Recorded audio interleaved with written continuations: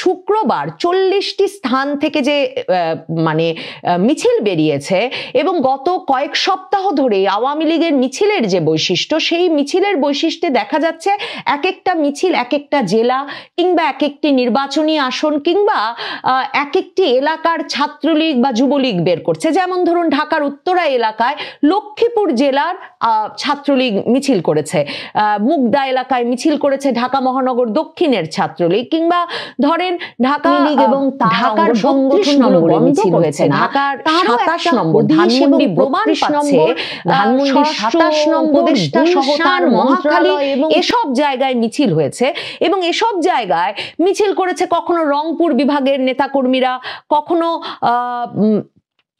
ময়মনসিংহ জেলা শাখার নেতাকর্মীরা, মানে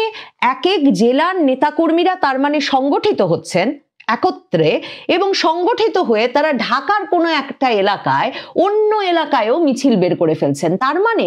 এই যে এলাকা ভিত্তিক সংগঠন আওয়ামী লীগ এবং তার অঙ্গ সংগঠনগুলো বন্ধ করছে না, তারও একটা হদিশ এবং প্রমাণ পাচ্ছে স্বরাষ্ট্র উপদেষ্টা সহ তার মন্ত্রণালয় এবং পুলিশ এবং আইন শৃঙ্খলা রক্ষাকারী বাহিনী, যে এখন এই নেতাকর্মীরা ঢাকায় হঠাৎ জটিকা মিছিল করছেন, কিন্তু এদের পক্ষে তার মানে সম্ভব, এরা এতটা সংগঠিত হয়েছে উঠেছেন বিভিন্ন জেলার এবং নির্বাচনী আসন কেন্দ্রিক ভাবেও এমনভাবে সংগঠিত হয়ে উঠেছেন যে এদের পক্ষে সম্ভব হঠাৎ করে বাংলাদেশের বিভিন্ন এলাকায় একত্রে সরকারের ভয় যে হাজার হাজার লাখ জনের মিছিল বের করে ফেলা। এমন নাকি গোয়েন্দা তথ্য সরকারের কাছে আছে যে নির্বাচনের আগে এই ঘটনাটি ঘটাতে চাইছে আওয়ামী লীগ এবং তার অঙ্গ সংগঠন সমূহ। আওয়ামী লীগের শীর্ষ নেতৃত্ব শেখ হাসিনার তরফে তিনি 3টি আন্তর্জাতিক সংবাদ মাধ্যমের সঙ্গে সাক্ষাৎকারে যেমন বলেছেন,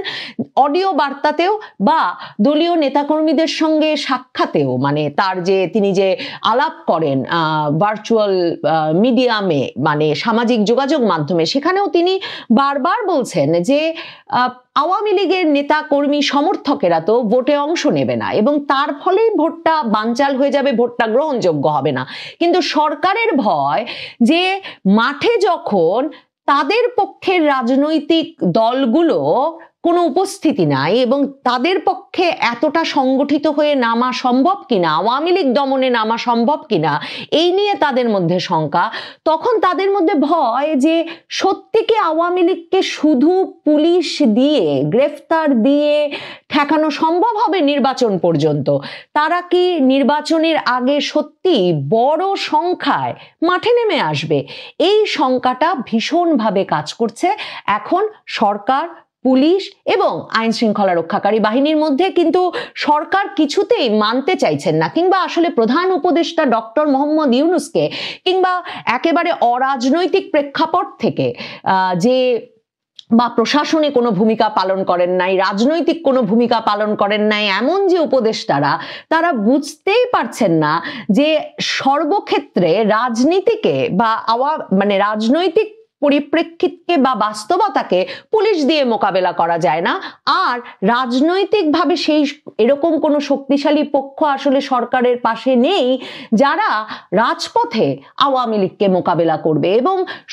পুলিশ বলতে চাইছে বটে যে সাধারণ মানুষের মনে আতঙ্ক সৃষ্টি করতে নাকি আওয়ামী লীগ এত এত মিছিল করছে রাজধানী সহ সারা দেশে, কিন্তু মিছিলের যে সব ভিডিও দেখা যাচ্ছে সেখানে বরং অনেক সময় দেখা যাচ্ছে যে পাশের বাস থেকে হেল্পার মিছিলের স্লোগানে গলা মেলাচ্ছে, রিক্সা থেকে মানুষ একেবারে নিশ্চিন্তে দর্শকের ভূমিকায় নির্বিকার তাকিয়ে আছে এসব মিছিলের দিকে। কাজেই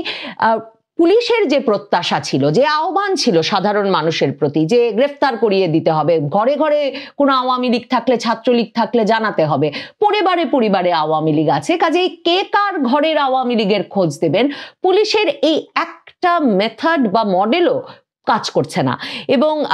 গতকাল যাদেরকে গ্রেফতার করা হয়েছে শুক্রবার দিন, সেখানেও কিন্তু পুলিশ বলেছে যে গ্রেফতার ব্যক্তিদের বেশিরভাগই ঢাকার বাইরে থেকে এসেছিলেন এবং সেই ঝটিকা মিছিলগুলো থেকে গতকাল যে 46 জনের মতো গ্রেফতার করা হয়েছে তারা এসেছিলেন ত্রিশাল, ময়মনসিংহের ত্রিশাল, সিলেট, ফেঞ্চুগঞ্জ, সাতক্ষীরা, বগুড়া, বরগুনা, কুষ্টিয়া ইসলামী বিশ্ববিদ্যালয় ছাত্রলীগের সদস্য এই গ্রেফতারকৃতদের তালিকায় আছেন। এবং পুলিশ কালকে আবার শুক্রবার যে গ্রেফতারের তালিকা দিয়েছে সেখানে স্পষ্টত কোন ব্যক্তির কোন রাজনৈতিক পরিচয়, সাংগঠনিক পরিচয় কি সেটা লিখেছেন। এবং আপনারা নিশ্চয়ই ধারণা করতে পারেন, মানে ধরেন ছাত্রলীগ, আওয়ামী লীগের একেবারে ইউনিয়ন পর্যায়ের বা একেবারে তৃণমূল পর্যায়ের নেতা কর্মীদের কিংবা কুষ্টিয়া ইসলামী বিশ্ববিদ্যালয়ের সাংগঠনিক সম্পাদককে সেটা যদি তিনি নিজেই গ্রেফতার হয়ে পরিচয় না দেন তাহলে পুলিশের পক্ষে জানা সম্ভব না। তার মানে যারা আটক হচ্ছেন তারা সাংগঠনিক পরিচয় দিয়ে আটক হচ্ছেন এবং তারা প্রকৃতপক্ষেই আবার সেই বার্তা ছড়িয়ে দিচ্ছেন। পুলিশ দেখছে সেটা আবার আরে কোনো প্রেরণা হিসেবে কাজ করছে, যে সামাজিক যোগাযোগ মাধ্যমে এদেরকে মানে সাহসী বীর, বাঘ, টাইগার হিসেবে অভিহিত করে সেসব ভিডিও ছড়ানো হচ্ছে যে এত প্রতিকূলতার মধ্যে এরা কিনা রাস্তায় বেরিয়েছেন, জয় বাংলা স্লোগান দিচ্ছেন, জয় বঙ্গবন্ধু স্লোগান দিচ্ছেন। অনেককে দেখা যাচ্ছে যে হাজতে নেওয়ার সময়, আদালতে নেওয়ার সময়ও তারা এই স্লোগান দিয়েই যাচ্ছেন। এবং ওই যে বলছিলাম নিষিদ্ধ ঘোষিত ছাত্রলীগ এখন যে বিবৃতি দিচ্ছে সেই বিবৃতিতেও তারা বলেছে যে এই জয় বাংলা স্লোগানে নাকি সারা বাংলাদেশ তারা প্রকম্পিত করে ছাড়বে এবং তখনই তাদের বিরুদ্ধে সকল জুলুম নির্যাতনের তারা পই পই হিসাব নিতে পারবে।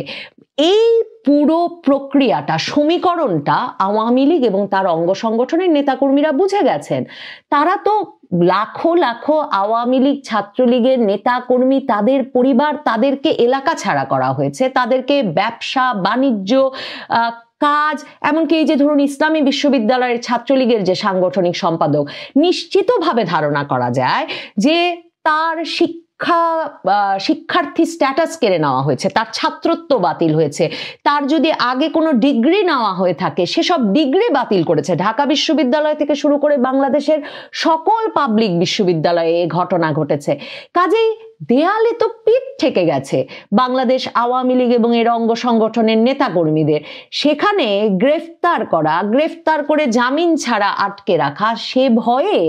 যদি আওয়ামী লীগ আর এর অঙ্গ সংগঠনের নেতাকর্মীরা মিছিল না করে ঘরে বসে থাকেন তাহলে তারা ইউনূস সরকারের পতন ঘটাবেন কি করে, এই ব্যবস্থার অবসান ঘটাবেন কি করে, এই ব্যবস্থার অবসান না ঘটালে তাদের দুরবস্থার শেষ হবে কি করে। এই হিসাবটা বুঝে যাওয়ার পর